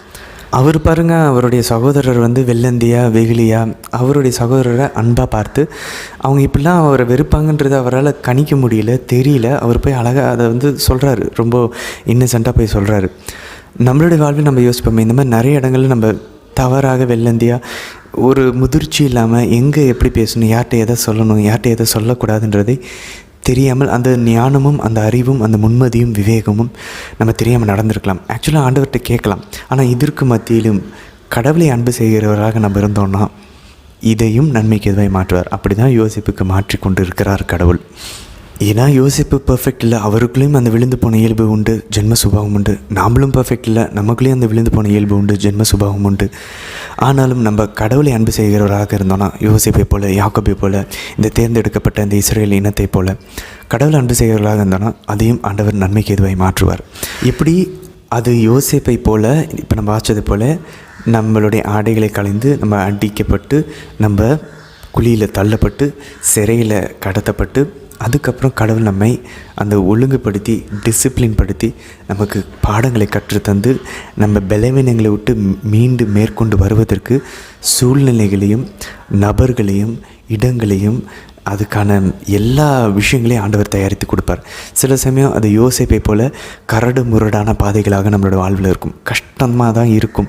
ஏன்னா அந்த ஜென்ம சுகம் அந்த பலவீனத்திலேருந்து நம்ம வெளியே வரணும். நம்ம கடவுள் அன்பு செய்கிறோம், கடவுள் நம்மளை பிள்ளையாக பார்க்குறாரு. அப்போ கடவுள் ஒழுங்குபடுத்துவார், நம்மை டிசிப்ளின் பண்ணுவார், அடிப்பார் சில சமயம். ஆனால் அவரே அந்த அடிக்கான காயத்தையும் கட்டுவார் அப்படின்றத நம்ம வாசித்தோம். சரி, தொடர்ந்து வாசிப்போம். இப்போது யாக்கோபு யோசேப்பை வந்து செக்கேமுக்கு அனுப்புகிறாரு. யோசேப்பு வந்து யாக்கோபை போலவே கூடவே வச்சுக்கிறாரு பாருங்க. இப்போ அவங்க சகோதரர்கள் வந்து செக்கேமில் ஆடு மேய்ச்சிட்ருக்காங்க. யோசேப்பு கிட்ட வந்து அவங்கள போய் நலம் விசாரிச்சுட்டு சொல்லி யாக்கோபை அனுப்புகிறாரு. ஏன் அனுப்புகிறாரு? ஏன்னா நம்ம நல்லா வாட்சோன்னா தெரியும், இதுக்கு முன்னாடி தான் பார்த்தோம், செக்கேமில் தான் சிமியோனும் லேவியும் போய் அவங்களுடைய சகோதரி தீனாவை வந்து அவமானப்படுத்தி பலாத்காரம் செஞ்சதுக்கு அந்த ஊர் ஆண்களை எல்லாத்தையும் அவர் கொண்டுட்டு யாக்கோபுக்கும் அவங்களுக்கும் ஒரு மிகப்பெரிய ஒரு பிரச்சனையை உருண்டு பண்ணிட்டு வந்திருக்காங்க, சிமியோனும் லேவியும். அப்போது செக்கேமில் போய் சகோதரர்கள் வந்து ஆடு மாடுகள் மேய்க்கிறாங்க அப்படின்றப்ப யாக்கோபுக்கு பயமாக இருக்குது. ஏன்னா அங்கே தான் இவருடைய பசங்களுக்கு வந்து பிரச்சனை வந்துடலாம், யாராச்சும் இவங்களை வந்து தாக்கிடலாம் அப்படின்னு சொல்லி அன்புனால தான் யாக்கோபு வந்து என்ன பண்ணுறாரு, யோசேப்பை வந்து அங்கே போய் நலம் விசாரிக்க அனுப்புறத நம்மளால் இங்கேருந்து புரிஞ்சிக்க முடியுது. சரி, யோசேப்பு அங்கே போகிறாரு சகோதரர்களிடம், அதோ கனவுகளின் மன்னன் வரான், இவனை நம்ம கொன்று போடுவோம் அப்படின்னு சொல்லிட்டு முடிவெடுக்கும்போது பாருங்களேன், கடவுள் மேலே அன்பு கூறுவர்களுக்கு கடவுள் ஆவியானவர் எல்லாவற்றிலும் ஒத்துழைத்து ஏதாவது பண்ணுவார். பாருங்கள், அங்கே ரூபன் வந்து எப்படியாச்சும் காப்பாற்றணும்னு சொல்லி முயற்சிக்கிறார். ரூபனுடைய மனசில் செயல்பட்டது கடவுள். அதனால தான் கடவுளுக்கு மேபி கொஞ்சமாவது ரூபன் அஞ்சிருக்கலாம், இல்லை யோசேப்பு மேலே அன்பு செலுத்தியிருக்கலாம். கடவுள் ஏதாவது ஒரு வழியாக யோசேப்பை காப்பாற்றிட்டுருக்காரு அந்த இடத்துல. அதே போல் பாருங்கள், அவர் அந்த குழியில் போட்டப்போ அந்த யோசிச்சு பாருங்கள், அங்கே தண்ணி கூட இல்லையாம், அந்த ஆழமான குழியில் அவர் அந்த குழிக்கு யோசிப்பு தள்ளப்பட்டார். நமக்கு பின்னாடி தெரியும், யோசிப்பை தூக்கி அரசனுக்கு அடுத்தபடியாக எகிப்தில் அவர் அமர்த்த போகிறார். ஆனால் கடவுள் பாருங்கள், யோசிப்பை இந்த குழியில் தள்ளுகிறார். அதான் பிஷப் பேரன் சொல்வார், கடவுள் வந்து ஒருத்தரை எடுத்து அவரை உயர்த்த போகிறார். உயர்த்த போகிறனா வெறும் உலக விஷயங்கள் மட்டும், உலக பிரகாரமாகவும் கடவுள் உயர்த்த போகிறார். அது சைடில் நடக்கும். பட் அதை தாண்டி ஒருத்தர் கடவுள் அவர்கிட்ட நெருக்கமாக கூட்டி கொண்டு வருகிறார் அப்படின்னாக்க, ஆண்டவர் இறுதி ராவணவின் போது என்ன செஞ்சாரோ அந்த விஷயத்தை செய்வாராம். அப்பத்தை எடுத்து ஃபஸ்ட்டு எடுத்தார், அதுக்கப்புறம் அதை ஆசீர்வதித்து அதை பிட்டு அதுக்கப்புறம் தான் மற்றவங்களுக்கு கொடுத்தாரு. ஸோ இங்கே வந்து பிஷப் பேரன் அழகாக கூறுவார், யோசேப்பை வந்து கடவுள் மற்றவங்களுக்கு எல்லாருக்கும் பஞ்சத்தில் உணவு அளிக்க போகிறார், அவர் அரசருக்கு அடுத்தபடியாக இருக்க போகிறார்னா முதல்ல யோசேப்பை எடுப்பார், அவரை ஆசிர்வதிப்பார், அப்புறம் அவரை உடைப்பார், அப்புறம் அவரை பகிர்ந்து கொடுப்பார். இது குருக்கள், கன்னியர்கள், அவங்க துறவற வாழ்வு, நம்மளுடைய வாழ்வு எல்லாத்துலேயுமே கடவுள் நம்மளை வந்து பயன்படுத்த போகிறார். கடவுள் நம்மளை நெருக்கமாக அவர்கிட்ட கொண்டு வர கூப்பிட போகிறார்னா முதல்ல நம்மளை தேர்ந்தெடுப்பார், அவர் நம்மளை ஆசீர்வதிப்பார் கண்டிப்பாக. ஆனால் அவர் நம்மளை உடைப்பார். நம்ம அந்த யோசிப்பு அந்த குழியின் ஆழத்திற்கு சென்றது போல் கடவுள் நம்மை ஆழத்துக்கு சென்று நம்மை அடித்து கண்டித்து திருத்தி ஒழுங்குபடுத்தி அப்புறம்தான் நமக்கு அந்த தேவையான ஞானத்தையும் அறிவையும் கொடுத்து தான் நம்மளை உலக பிரகாரமான ஆசீர்வாதத்துக்கும் சரி ஆவிக்குரிய ஆசீர்வாதத்துக்கும் நம்மை அவர் உயர்த்துவார். ஸோ இந்த டிசிப்ளினிங் அப்படின்னு சொல்லுவார். பிஷப் பேரன் அழகாக கூறுவார், நம்ம ஒருத்தர் கிட்டார் வாசிக்கணும்னு நினைக்கிறோன்னு வச்சுக்கோங்களேன், நம்ம பாட்டுக்கு கிட்டார் வாங்கி நமக்கு வாசிக்கவே தெரியாமல் நம்ம பாட்டுக்கு கைக்கு வந்தபடி வாசிச்சோன்னா அதில் இசை வராது. நம்ம கிரிக்கெட் விளையாடணும்னு நினைக்கிறோம், நம்ம பாட்டுக்கு நினச்ச மாதிரி நம்ம விளையாட முடியாது. ஃபுட்பால் விளையாடுறோம், ஏதோ ஒரு விளையாட்டை விளையாடுறோம், நம்ம நினச்சபடி விளையாட முடியாது. அதுக்கான ஒரு ரூல்ஸ் இருக்குது. நம்ம ஒரு மொழி பேசணும்னு நினைக்கிறோம், நம்ம வாய்க்கு வந்ததெல்லாம் பேசினா நமக்கு தெரியாத மொழி வந்து அது மொழி ஆகாது. அந்த மொழியின் வார்த்தைகளை கற்றுக்கணும், அதனுடைய அந்த லாங்குவேஜை நம்ம இன்டீரியரைஸ் பண்ணணும், அதை நம்ம உள்வாங்க வேண்டும். அதுக்கப்புறம் நம்ம பேசுகிற மொழி அழகாக இருக்கும். ஸோ இது எல்லாத்துக்குமே ஒரு டிசிப்ளின் தேவைப்படுது. ஆண்டவர் நமக்கு ஒரு நெருக்கத்தை அனுமதிக்கிறார் அப்படின்னா நம்ம உயர்த்த போகிறார்னு அர்த்தம். ஆவிக்குரிய வகையிலும் சரி உலக வகையிலும் சரி நமக்கு துன்பம் வருது, பிரச்சனை வருது, நெருக்கடி வருது, பாவத்தின் சூழலில் அந்த குழியில் இருக்கிறோம் அப்படின்னா ஆண்டவர் நம்ம அதை எதிர்த்து போராடும்போது அவர் மேலே இருக்கக்கூடிய நம்பிக்கை அதிகமாகும், விசுவாசம். நம்ம அந்த பாவத்தை எதிர்த்து போராடும்போது நம்ம இன்னும் நம்மளுடைய ஞானம், நமக்கு கடவுள் சில விஷயங்களை கற்றுத்தர முடியாத விஷயங்களை அந்த குழியில் தான் கற்றுத்தருவார். அந்த தண்ணியில் தான், அந்த வறண்ட குழியில் தான். அந்த ஊதாரி மகனை எடுத்துக்கொள்ளுமே, ஒன்றுமே சாப்பிட இல்லாத அந்த நெருக்கடியில் பன்றிகள் திருங்குவதை கூட கொடுப்பார் இல்லாத அந்த சூழ்நிலையில் கிடைச்ச ஞானத்தை கடவுள் அந்த ஊதாரி மகனுக்கு அப்பா கூட அந்த நல்ல செழுமையில் இருக்கும்போது கொடுக்க முடியல. அந்த நிலைமையில் இருக்கும்போது நம்ம அதை எதிர்த்து போராடும்போது அந்த பாவத்தின் குழியிலிருந்து நம்ம கன்ஃபெஷன் போக ஆரம்பிப்போம். நம்ம டெய்லி சரி இதை விட்டு வெளியே வரணுறதுக்காக பைபிள் படிக்க ஆரம்பிப்போம். நம்ம இதை விட்டு வெளியே வரணுங்கிறதுக்காக புனிதர்களை பற்றி தெரிஞ்சுக்க ஆரம்பிப்போம், படிக்க ஆரம்பிப்போம், அவங்கள பின்பற்ற ஆரம்பிப்போம். நம்ம நிறையா ரெட்ரீட் சென்டருக்கு போவோம், நம்ம நைட் விஜிலுக்கு போவோம், தினமும் 1 மணி நேரம் ஆண்டவரோட பிரசன்னத்தில் போய் உட்கார ஆரம்பிப்போம். ஒரு ஜெபமாலை பார்த்திலையா 4 ஜெபமாலைகள் ஜெபிக்க ஆரம்பிப்போம். நம்ம நிறைய மாற்றங்கள் கொண்டு வரவ ஃபாதர் சாட் ரிப்பர் அப்படின்ற ஒரு உலக புகழ்பெற்ற எக்ஸாசிஸ்ட் கூறுகிறார். அவர் பேய் ஓட்டக்கூடிய நிபுணர். அந்த ஃபாதர் அழகாக கூறுகிறார், நீங்கள் இந்த மாதிரி பாவத்துக்கு எதிராக போராடும்போது தாழ்ச்சியும் நற்பண்புகளையும் நீங்கள் வளர்த்துக்கொள்வீங்க, பரிசுத்தத்தின் உச்சத்தை அடைவீங்க. God is going to make you a saint. நம்ம பாவத்துக்கு, ஆனால் பாவத்திலே விழுந்து கடணும்னா ஒன்றுமே நடக்காது. அதான் புரிஞ்ச குழந்தை சாமான் சொல்கிறாங்க. நம்ம பாவத்துக்கு எதிராக போகிறோன்னா ஆண்டவரே இறங்கி வந்து நம்மளை கையில் தூக்கிக்கிட்டு அவர் நம்ம விண்ணகத்துக்கு கூட்டிகிட்டு போவார், நம்மளை பரிசுத்தப்படுத்துவார். ஆனால் நம்ம அந்த பாவத்தில் போராடாமல் அதை எதிர்த்துக்கு போராடுவதற்கான எல்லா விஷயங்களையும் செய்யாமல் இருந்தோம் அப்படின்னா நம்ம மாட்டிக்குவோம், நம்ம டோட்டலாக அந்த பாவத்தில் விழுந்துருவோம் அப்படின்னு சொல்கிறார். ஸோ கடவுள் அனுமதிக்கிறார் நெருக்கத்தை. பாவத்தில் நம்ம விழுவதற்கு கடவுள் விடுறார் அப்படின்னா அவருக்கு தெரியும் நம்மளை திரும்பி நம்ம போராடி எந்திரிச்சு வரும்போது அவர் கையை பிடிச்சி நம்மளை தூக்கும்போது உலகத்தில் மிகப்பெரிய ஒரு புனிதராக நம்மை மாற்றப் போகிறார் அப்படின்னு அர்த்தம்.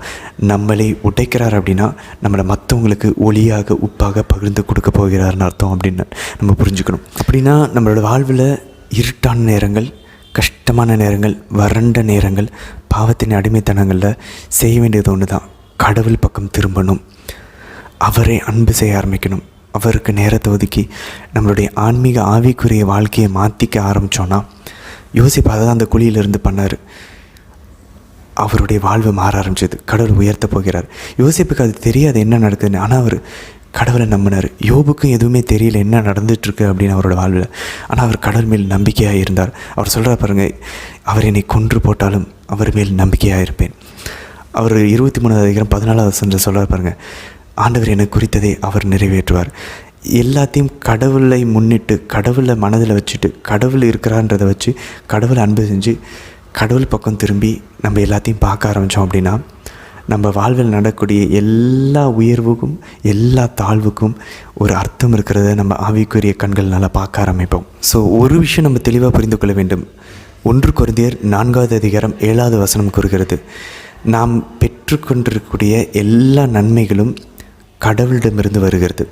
நம்மக்கிட்ட இருக்கிறது எல்லா நன்மையும் நம்மளுடைய குணாதிசயங்களாக இருக்கலாம், நல்ல அம்மா அப்பாவாக இருக்கலாம், நல்ல வேலையாக இருக்கலாம், நல்ல வீடாக இருக்கலாம், நல்ல கை கால்கள் கண்களாக இருக்கலாம், எல்லாமே நம்மளோட அறிவு திறனாக இருக்கலாம்.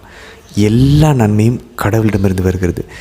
தீமை கடவுளிடமிருந்து வருவதில்லை, கடவுள் அதை அனுமதிக்கிறார். பெர்மிசிவ் வில் அப்படின்னாங்க, அவருடைய அனுமதிப்பினுடைய அந்த விருப்பத்தில் நடக்கிறது. அது அப்போ தீமை எங்கேருந்து வரலாம்? நான் செஞ்ச பாவத்தினுடைய விளைவாக இருக்கலாம். நான் சாத்தானுக்கு கதவை திறந்து விட்டதுனால சாத்தானால் அது எனக்கு நடக்கலாம். நான் முட்டாள்தனமாக கடவுள் கொடுக்கக்கூடிய அறிவுரையை மறுத்துட்டு நான் உலகத்தை நம்பி உலகம் சொன்னதை உண்மை நம்பினதுனால நான் பாவத்தில் விழுந்திருக்கலாம். இல்லை எனக்கு இந்த பிரச்சனை வந்திருக்கலாம். இல்லை நான் தவறான முடிவுகள் எடுத்திருக்கலாம். அப்போது ஒன்று தீமை என்னுடைய செயல்கள்னால வரலாம், நான் உலகத்தை நம்பினதுனால, அல்லது சாத்தானிடமிருந்து வரலாம். மோஸ்ட்டாக அது சாத்தானிடமிருந்தும் நம்ம செஞ்சதனுடைய இயல்பான நேச்சுரல் கான்சிக்வன்ஸாக இருக்கலாம், இயல்பான விளைவுகளாக இருக்கலாம். இதை நம்ம எங்கே பார்க்குறோம்? தொடர்ந்து வாசித்தோன்னா யோசேப்பை வித்துடுறாங்க மிதியான் நாட்டிலிருந்து. அவங்க அதை எகிப்துக்கு கொண்டு போயிடுறாங்க. அதுக்கப்புறம் என்ன நடக்குது? அவரோட ஆடையை ஒரு ஆட்டை அடித்து அந்த ரத்தத்தை கொண்டு வந்து ஆடையில் போட்டுட்டு யாக்கோபுக்கிட்ட கொண்டு வந்து உங்கள் மகனோட தான் பாருங்கள் அப்படின்னு சொல்லி கொடுத்து, ஆமாம் அப்படின்னு சொன்னோன்னே யாக்கோபு உடனே அழுது ஓலமிட்டு வருத்தப்படுறாரு. நம்ம நிறைய நேரங்கள் அழுந்துகிட்டு இருக்கோம் நிறைய பிரச்சனைகளுக்கு. ஆனால் அதுக்கு காரணம் நான் என்னுடைய தவறான முடிவுகள், நான் எப்படி நடந்துக்கணுன்ற ஞானமும் அறிவும் இல்லாதனால, நான் என்னுடைய பாவத்தினால எனக்கு இது நடக்குது அப்படின்றத நம்ம உணர மாட்டேங்கிறோம். சில பேர் நம்ம அழுந்துட்டுருப்போம், எல்லாத்துக்குமே நான் தான் காரணம். அங்கே நம்ம யோசேப்பு பார்த்து கொள்ள வேண்டும். யோசேப்பு இங்கே காரணமே கிடையாது, ஆனாலும் இது அவரை சுற்றி நடக்குது. அப்போ நான் அந்த டைமில் என்ன பண்ணணும்? யோசேப்பை போல், யோபுவை போல் நான் கடவுள் மேலே தொடர்ந்து மகிழ்ந்திருப்பேன். ஆண்டவருக்குள்ளே நான் மகிழ்ந்திருப்பேன். ஆண்டவர் நான் தொடர்ந்து அன்பு செய்வேன், அவரை நான் தொடர்ந்து நம்புவேன். அவர் என்னை கொன்று போட்டாலும் நான் அவர் மேல் நம்பிக்கையாக இருப்பேன். ஆனாலும் எனக்கு ஒன்று தெரியும், என் மீட்பர் உயிரோடு இருக்கிறார். அந்த மாதிரி நம்ம யோசிப்பு எடுக்கணும். சில சமயம் நம்ம காரணமாக இல்லைனாலும் கடவுள் சூழ்நிலைகளை அனுமதிக்கிறாருனாலும் அது நம்மளுடைய நன்மைக்கு எதுவாக தான், அது நம்ம ஆவிக்குரிய நன்மைக்கும் உலக நன்மைக்காகவும் இருக்கும். அப்போ நம்ம யோசிப்பை போல், யோபுவை போல் அமைதியாக கடவுள் மேலே நம்பிக்கையோடு தொடர்ந்து இன்னும் அதிகமாக போராட ஆரம்பிக்கணும், ஜெபிக்க ஆரம்பிக்கணும், உபவாசம் இருக்க ஆரம்பிக்கணும். யாக்கோபு பாருங்கள், ஏன் இவ்வளோ அழுவு? அதுவும் அவர் பாருங்கள், அவர் புதல்வியர்கள் அவர் ஆறுதல் படுத்த நினைக்கிறாங்க. அவர் ஆறுதல் எதையுமே ஏற்கலையாம். அவர் தொடர்ந்து நானும் என்னுடைய மகனோடவே நான் செல்லக்கூடாதா, நான் இறங்கி பாதாளத்துக்கு போகக்கூடாதா அப்படின்னு சொல்கிற அளவுக்கு. ஏன் யாக்கோபு இன்னும் ராகேலுடைய அந்த காலகட்டத்தில் இருந்த அந்த பாடத்தை இன்னும் கற்றுக்கல. அப்போது யாக்கோபு அழுது புலம்புறாரு, ஆறுதலை ஏற்க மாட்டேங்கிறார். இதுவும் ஒரு பிரச்சனை. ஆக்சுவலாக சில சமயம் நம்ம நடக்கக்கூடிய பிரச்சனைகள் யாராவது நமக்கு ஆறுதல் கூறுகிறார் அப்படின்னா அதை நம்ம ஏற்றுக்கொள்ளணும். நானும் இதோட பாதாளத்துக்கு போயிடுவேன். இந்த இன்டர்வியூவில் நான் தோற்றுட்டேன், இதோடு என் வாழ்க்கை முடிஞ்சிருச்சு. நான் இந்த லவ்வில் எனக்கு ஃபெயிலியர் ஆகிடுச்சு, இதோடு எனக்கு முடிஞ்சிச்சு. என் அப்பா அம்மா எனக்கு கெட்டவங்க, இதோடு என் வாழ்க்கை முடிஞ்சிச்சு. என் பிள்ளைங்க இப்படி இருக்காங்க, இதோடு என் வாழ்க்கை எல்லாமே முடிஞ்சு. என் கணவர் இப்படி இருக்கிறாரு, குடிக்கிறாரு, அடிக்கிறாரு, என் மனைவி இப்படி இருக்கிறாங்க, இதோடு என் வாழ்க்கை எல்லாம் முடிஞ்சிச்சு. இந்த எண்ணம் சாத்தானிடமிருந்து வருகிறது. நான் இதோட பாதாளத்துக்கு போகிறேன், என் வாழ்க்கையை முடிச்சுக்கிறேன்னு நினைக்கிறது சாத்தானிடமிருந்து வருகிறது. இது கடவுளிடமிருந்து வருகிறது இல்லை. இந்த சூழலிலும் நான் கடவுள் மேல் நம்பிக்கையாக இருப்பேன். இது ஆவியானவரிடமிருந்து வருகிறது. நான் என்ன தப்பு செஞ்சேன்றதை நான் முதல்ல அனலைஸ் பண்ணுவேன், அதை நான் யோசிப்பேன், அதை ஜெபத்தில் வச்சு ஆண்டவரிடம் கேட்டு தெரிஞ்சுக்குவேன், என்ன நான் மாற்றிக்குவேன். இந்த யோசனைகள் ஆவியானவரிடமிருந்து வருகிறது. அதுக்காக வருத்தப்பட வேண்டாம்னு சொல்லலை, ஆனால் நானும் என் மகனுடைய பாதாளத்துக்கு போவேன்ற அளவுக்கு. அப்படின்னா உங்களுடைய மகனை கடவுளை விட நீங்கள் அதிகமாக அன்பு செஞ்சீங்களா? அதான் அடுத்த கேள்வி வரும். நம்ம எந்த ஒரு நபர்களிடமும், எந்த ஒரு பொருளிடமோ, எந்த ஒரு இன்பத்தோடவோ, இல்லை எந்த ஒரு பெருமையோடவோ, பதவியோடவோ, அதிகாரத்தோடவோ, இல்லை பணத்தோடவோ, சொத்தோடவோ, இல்லை எந்த ஒரு இடத்தோடவோ, எந்த ஒரு வேலையோடவோ, இல்லை படிப்போட கூட இருக்கலாம், எதோடவும் இந்த அளவுக்கு நான் இது இல்லைன்னா நான் பாதாளத்துக்கு இதோடவே போயிடுவேன், இது இல்லாமல் என்னால் வாழ முடியாது அப்படின்னு ஒருத்தர் மட்டும் தான் அது மாதிரி சொல்ல முடியும், ஆண்டவரோடவும் மாதாவோடவும். இதை தவிர, இவங்களை தவிர வேறு எதோடவும் இந்த ஸ்டேட்டஸை, இந்த நிலையை நம்ம கொடுக்கக்கூடாது. இது இல்லாமல், இவங்க இல்லாமல் என்னால் வாழ முடியாதுன்னு கடவுளையும் மாதாவையும் மட்டும்தான் நம்ம வைக்கணும். வேறு எதுவுமே நம்மளோட வாழ்வில் அந்த இடத்துக்கு வரவே கூடாது. வந்துச்சுன்னா ஆண்டவர் சொன்ன வார்த்தை தப்பாகும். நீ என்னை விட உன் தந்தையோ தாயோ கணவனையோ மனைவியோ பிள்ளையோ அம்மாவையோ அப்பாவையோ உன்னுடைய வேலையோ படிப்பையோ உன்னுடைய உலகத்தினுடைய அச்சீவ்மெண்ட்டையோ நீ அன்பு செஞ்சினா நீ என்னுடைய என்ன தகுதியற்றவன். அப்போ அதுக்காகலாம் அதெல்லாம் பண்ணக்கூடாது, அவங்களெல்லாம் அன்பு செய்யக்கூடாது இல்லை. ப்ரையாரிட்டி முதல்ல கடவுள், மற்றதெல்லாம் செகண்டு தேர்டு ஃபோர்த் தான். அப்படி நம்ம ப்ரையாரிட்டிஸ் பண்ண ஆரம்பித்தோம் அப்படின்னா நம்ம உண்மையிலே கடவுளை தெரிஞ்சு கொள்ளுகிறோம். நம்ம கரெக்டாக கடவுள் விரும்புகிறபடி நம்ம நடக்கிறோம், நம்ம தெரிந்து கொள்ளலாம். இதோட நம்ம முதல் பகுதியினுடைய விளக்க உரை நிறைவுக்கு வந்துட்டோம். நேரடி அர்த்தங்கள், நமக்கு கடவுளிலிருந்து கற்றுக்கூடிய தார்மீக ஆவிக்குரிய விஷயங்கள் என்னன்னு சொல்லி நம்ம பார்த்துட்டோம். ரொம்ப சிம்பிள், ஒரு லைனில் சொல்லலாம். ரோமேர் 8:28. யோசேப்பு எந்த தப்பும் பண்ணலனாலும் அவரோட வாழ்வில் நடக்கக்கூடிய எல்லா துன்பங்களும் நெருக்கடிகளும் பிரச்சனைகளும் கடவுள் அதை அவருக்கு நன்மைக்கு எதுவாய் மாற்றிக்கொண்டு இருக்கிறார், மாற்றுவார். நம்ம பின்னாடி வாசிப்போம். ப்ரொவைடட், கூடவே யோசிப்பு கடவுளை அன்பு செய்து கொண்டிருந்தார்னா அதான் புனித லோயலா இன்னாசியார் அழகாக கூறுவார். இந்த உலகத்தில் படைக்கப்பட்ட எல்லா நபர்களும் படைக்கப்பட்ட எல்லா விஷயங்களும் பொருட்களும் கடவுள் நம்மை அனுபவிக்க கொடுத்துருக்கிறாரு. ஆனால் அந்த நபர்களும் அந்த பொருட்களும் நம்மை கடவுளிடம் இன்னும் நெருங்கி சேருவதற்கு அன்பு செய்வதற்கு உதவாமல் அது அவங்க பக்கம் திருப்பிக்கிச்சு அந்த பொருள் பக்கம் நம்மை திருப்பி கொண்டு போகுதுன்னா அதை நாம் தவிர்க்க வேண்டும், அதை நம்ம துறக்க வேண்டும், அதை இழக்க வேண்டும். கடவுள் நம்ம கூட்டிகிட்டு போகுதுன்னா அந்த நபரையும் அந்த பொருளையும் அந்த வேலையையும் அந்த படிப்பையும் அந்த சூழ்நிலையும் நம்ம அனுமதிக்கலாம் நம்ம வாழ்வில். இல்லை அப்படின்னா அதை நம்ம கட் பண்ணணும். இப்படி கடவுளில் மையப்படுத்தி நம்ம வாழ்ந்தோன்னா நம்ம வாழ்வில் வரக்கூடிய நன்மை தீமை உயர்வு தாழ்வு எல்லாமே நம்மளோட பலவீனங்கள் எல்லாத்தையுமே கடவுளை அன்பு செஞ்சு கொண்டு வாழ்ந்தோம், அவரை ப்ரையாரிட்டி வச்சோன்னா கடவுள் இதை எல்லாத்தையுமே நமக்கு இறுதியில் நன்மைக்கு எதுவாய் மாற்றுவார். அதுதான் யோசிப்பு வாழ்விலும் பார்க்குறோம், யோபுவினுடைய வாழ்விலும் பார்ப்போம். தொடர்ந்து நம்ம வாசிக்கும் போது தெரியும் கடவுள் எவ்வளோ அழகாக இந்த தீமையை நன்மையை மாற்றுவார். அதை யோசிப்பே பின்னாடி வந்து சம்மரைஸ் பண்ணி சொல்லுவார். யோசிப்போட வாழ்வு தான் பாருங்கள், தொடக்க நூலே அதிகமான வசனங்கள் 37லேருந்து 50 வரைக்கும் 14 அதிகாரங்கள் அவரை பற்றி தான் நம்ம வாசிக்கிறோம். ஆபிரகாமை பற்றி கூட இல்லை.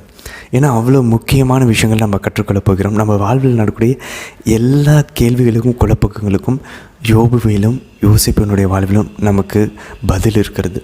தொடர்ந்து ஆண்டவரோடு சேர்ந்து நம்ம அதை தியானிக்க முயற்சிப்போம். நம்மளுடைய வாழ்வின் பிரச்சனைகளுக்கும் பதில் கிடைக்கும். சரி, இது ஒரு பக்கம் இருக்கட்டும். இப்போ நம்ம தொடர்ந்து ஆண்டவர் இயேசுவினுடைய முன்னடையாளமாக யோசேப்பினுடைய பாடுகள் எப்படி ஆண்டவருடைய பாடுகளுக்கு முன்னடையாளமாக விளங்குது அப்படின்றத நம்ம இப்போ பார்ப்போம். ஒரு 12 விஷயங்களை நம்ம ஒற்றுமைகளை யோசேப்பினுடைய வாழ்வுக்கும் ஆண்டவருடைய பாடுகளுக்கும் நம்ம பார்க்கலாம். பர்ஃபெக்டாக ஒத்துப்போக்கும்னு சொல்ல முடியாது. ஒரு சில விஷயங்கள் பர்ஃபெக்டாக ஒத்துப்போக்கும் ஆண்டவருடைய பாடுகளும் யோசேப்புடைய பாடுகளும். ஒரு சில விஷயங்கள் அதனுடைய ஒரு சாயலை அந்த பாவனையை கொண்டிருக்கிறத நம்மளால் இங்கே பார்க்க முடியும். சரி, 12 விஷயங்களை நம்ம பார்க்க போகிறோம். முதல் விஷயம், யோசேப்பு ராகேலினுடைய தலைப்பேர் மகனாக இருந்தார். இதை நம்ம தொடக்க நூல் 30:22 அதிலிருந்து 24 வரைக்கும் வாசிக்கிறோம். இங்கே ஆண்டவர் இயேசு தேவமாதாவினுடைய தலைமகனாக இருக்கிறாங்க. இதை மத்தேயு 1:25 நம்ம வாசிக்கிறோம். யாக்கோபுக்கு அன்பார்ந்த மகனாகவும் யோசேப்பு இருக்கிறாரு. தொடக்க நூல் 37:3 வாசிக்கிறோம். இங்கே ஆண்டவர் இயேசு தந்தையாம் இறைவனுடைய அன்பார்ந்த மகனாக இருக்கிறாங்க. இதை நம்ம மத்தேயு 3:17 நம்ம வாசிக்கிறோம். அன்பார்ந்த மகன் அப்படின்னு சொல்லி ஆண்டவருக்கு ஞானஸ்நானம் பெறும்போது அவங்க கூறுறதை நம்ம பார்க்குறோம். இரண்டாவது ஒற்றுமை, யோசேப்பு வந்து அவருடைய சகோதரர்களால் அவருடைய வார்த்தைகள்னாலையும் அவர் சொன்ன கனவுகள்னாலையும் வெறுக்கப்பட்டார். இது தொடக்க நூல் 37:8 வாசிக்கிறோம். இங்கே ஆண்டவர் இயேசு அவருடைய போதனைகள்னாலையும் அவருடைய வார்த்தைகள்னாலையும் அவர் தந்தையினுடைய மகன்னு சொல்கிறதுனாலையும் அவர் செய்த அற்புதங்கள் அடையாளங்கள் அவர் ஓய்வு நாளில் செய்த நல்ல விஷயங்களுக்காக அவருடைய சகோதரர்களாலையும் அவருடைய யூத ஒரே இனத்தின் மக்கள்னாலையும் வெறுக்கப்படுகிறார். இது நம்ம ஒரு உதாரணத்துக்கு யோவான் 5:16 18 வரைக்கும் நம்ம வாசிக்கலாம். அந்த மாதிரி 4 நற்செய்திகளையும் நிறையா ரெஃபரன்சஸ் நம்மளால் பார்க்க முடியும். ஸோ இது வந்து ரெண்டாவது. மூன்றாவது ஒற்றுமை, யோசேப்பு 17 வயதில் இருக்கும்போது யாக்கோபு அவரை கடிந்து கொள்கிறார். இதுக்கு யோசேப்பு கடவுளுடைய கனவை பற்றி அவருடைய சகோதரரிடமும் அவருடைய தந்தையிடமும் கூறுவதை குறித்து அந்த உரையாடலில் இருப்பதை யாக்கோபு கடிந்து கொள்கிறார். அதுக்கப்புறம் யாக்கோபு இந்த கனவையெல்லாம் தம் மனதில் கொண்டார் அப்படின்னு சொல்லி நம்ம வாசிக்கிறோம். இது எங்கே தொடக்க 37வது அதிகாரத்தில் 10-11 வசனங்களில் வாசிக்கிறோம். இங்கே ஆண்டவர் இயேசு 12 வயதில் இருக்கும்போது, அவரும் சிறுவனாக இருக்கும்போது அவர் கோயிலில் காணாமல் போகிறார். அப்போது அவர் தந்தையின் இல்லத்தில் தந்தையின் அலுவல்களில் ஈடுபட்டு கொண்டிருப்பதை நம்ம பார்க்குறோம். அதற்கு மாதா, உன் தந்தையும் நானும் உன்னை தேடுகிறோமே அப்படின்னு சொல்லி, உன்னை குறித்து கவலையாக இருக்குமே அப்படின்னு சொல்லி மாதா சொல்கிறத இங்கே பார்க்குறோம். அதுக்கப்புறம் ஆண்டவர் இயேசு சொல்கிற பதிலை மாதா தம் இதயத்தில் இருத்தி சிந்தித்து கொண்டார் இருந்தார். இங்கே எப்படி யாக்கோபு அவருடைய மனதில் நிறுத்தி சிந்தித்தாரோ அதுமாரி மாதா அவங்களுடைய மனதில் நிறுத்தி ஆண்டவர் 12 வயதில் கடவுளுடைய அலுவல்களில் ஈடுபட்டிருப்பதை சிந்திக்கிறாங்க. இது லூக்கா 2வது அதிகாரம் 48-51 வசனங்களை வாசிக்கலாம். சரி, 4வது இது செக்கேமு. நமக்கு நன்றாக தெரியும், சிமியோன், லேவி, யாக்கோபனுடைய அவருடைய புதல்வர்கள் இஸ்ரேல் தேசம் அங்கே பாவத்தில் ஈடுபட்டது, எல்லாரையும் கொன்று குவித்ததை நம்ம பார்க்குறோம். அந்த பாவத்திற்கு திரும்பவும் யாக்கோபினுடைய மக்கள் புதல்வர்கள் அங்கே போய் ஆடு மேய்ச்சிட்டு இருக்கும்போது நம்ம வாசிக்கிறோம் பாருங்கள். தொடக்க நூல் 37வது அதிகாரம் 12-13 வரைக்கும் நம்ம வாசிச்சோன்னா தெரியும். அப்படி அவங்க ஆடு மேய்ச்சிட்டு இருக்கும்போது, உன் சகோதரரிடம் உன்னை நான் அனுப்புகிறேன்னு சொல்லி யாக்கோபுக்கிட்ட அனுப்புகிறாரு. சொல்லப்போனால் யாக்கோபையும் அவரோட அப்பாவையும் அவருடைய சகோதரனையும் இந்த இஸ்ரேலினுடைய மக்கள்கள் எல்லாம் வெறுக்கிறாங்க. ஆக்சுவலாக யோசேப்பையும் யாக்கோபையும் வெறுக்கிறாங்க, பிடிக்கல. ஆனால் அவங்களிடமே யாக்கோபு தம்முடைய அன்பார்ந்த மகனை அனுப்புகிறார். அதுக்கு பாருங்கள், அவர் யோசேப்பு சொல்ல பாருங்க, இதோ நான் தயார் என்கிறார். ஏதோ ஒரு மிஷனுக்கு போகிற மாதிரி, ஏதோ ஒரு பெரிய ஒரு நற்செய்தி பணிக்கு போகிற மாதிரி. எப்படி ஆண்டவர் இயேசுவை தம் அன்பார்ந்த மகனை, யோவான் நற்செய்தி 3வது அதிகாரம் 16வது வசனத்தில் கடவுள் தம் அன்பார்ந்த மகனை அவர் அனுப்பினார் அப்படின்னு சொல்லி நம்ம பார்க்குறோம். இது அழகாக இங்கே யாக்கோபு அவருடைய புதல்வர்கள் அவரை வெறுக்கிறாங்க, யோசேப்பையும் வெறுக்கிறாங்க. அவர் அன்பார்ந்த மகனை வெறுக்கிறாங்கன்னு தெரிஞ்சும் யாக்கோபு எப்படி அமிச்சாரோ அந்த பாவத்தின் அந்த நகரத்தில் அவங்க மக்களை போய் நல்லா இருக்காங்களான்னு சொல்லி அவங்கள பார்த்து அவங்கள காப்பாற்றுறதுக்கு, அதே போல் இங்கே தந்தையாம் இறைவன் தன்னுடைய அன்பார்ந்த மகனை பாவத்தில் வாழ்ந்து கொண்டிருக்கிற நம்மை மீட்பதற்கு அவர் அனுப்புகிறார். யோவான் நற்செய்தி 3வது அதிகாரம் 16வது வசனத்தில். இது 4வது ஒத்துமை. 5வது ஒத்துமை என்ன அப்படின்னு சொல்லி பார்த்தோம் அப்படின்னா, தொடக்க நூல் 37வது அதிகாரம் 19-20 வசனங்கள் வாசித்தோம் அப்படின்னா, வாங்க இதோ கனவுகளின் மன்னன் வரான், இவனை கொன்று போடும். அப்போ இவன் கனவு என்ன ஆகுது? ஸோ யோசேப்பை எள்ளி நகையாடுறத இங்கே நம்ம பார்க்குறோம்.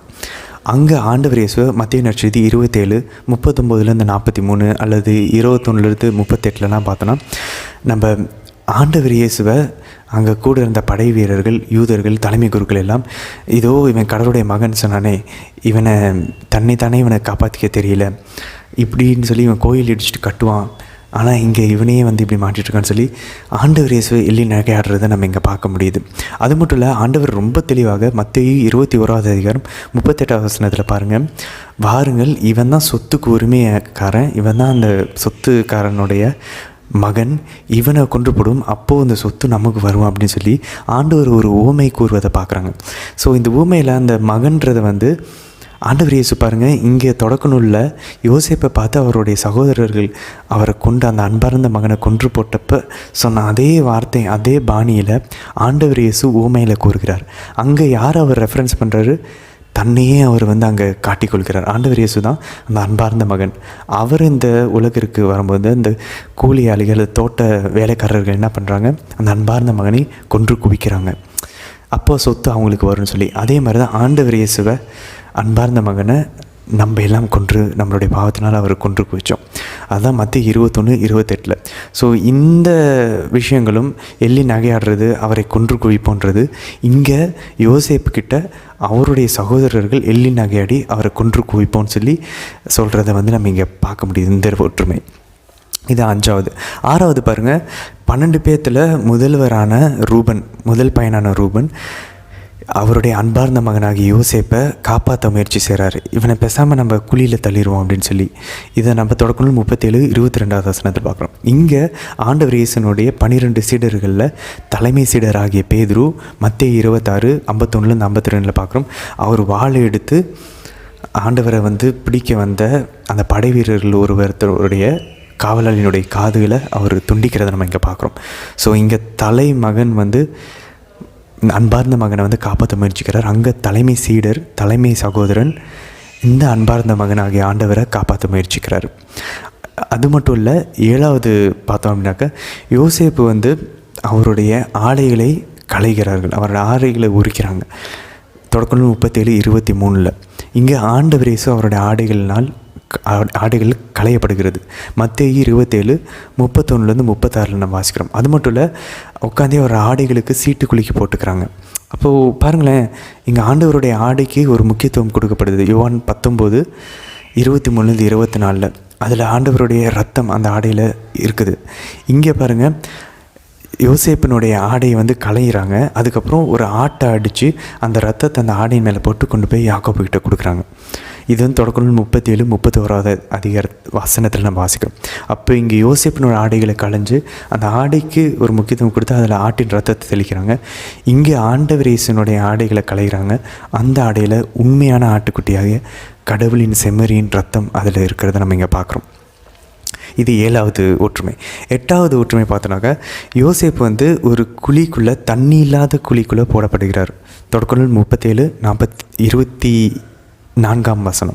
இங்கே ஆண்டவர் இயேசு சிலுவையில் இருக்கும்போது தாகமாக இருக்கிறார். அங்கே யோசேப்பு அப்போ அந்த குழியில் தாகமாக இருந்திருக்கணும்.